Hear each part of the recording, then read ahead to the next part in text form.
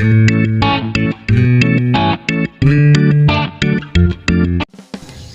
guys!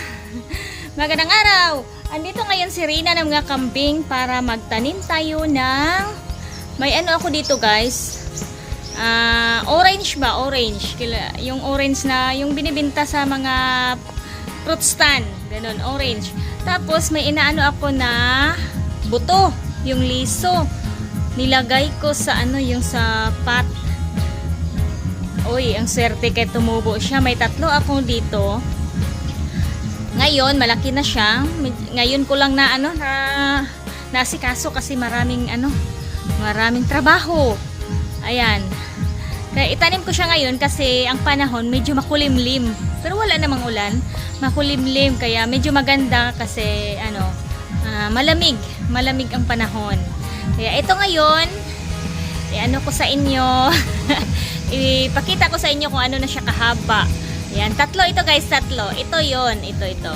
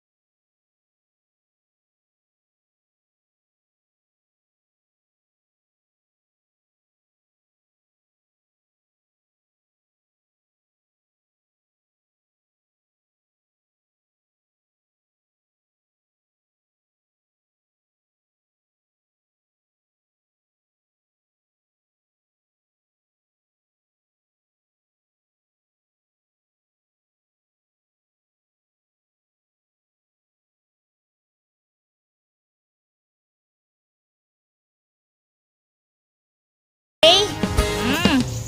Diyan na yan. Tapos, ilagay natin tong bulo. Yan, kaya yan guys. At tayo guys. Ayan. Oh. Diyan tayo magtanim guys dito. Yan, linisan muna natin. Ayan, kasi yung damo dito kasi, yung gumagapa. Kaya kunting lang, linis. Pagka mga ilang araw, andyan na naman. O kaya maglinis tayo muna. Kunin muna natin yung gold digger at saka yung pala. Yan. Yay! Andito si Rina ng mga kambing guys. Ngayon, simulan na natin maglinis.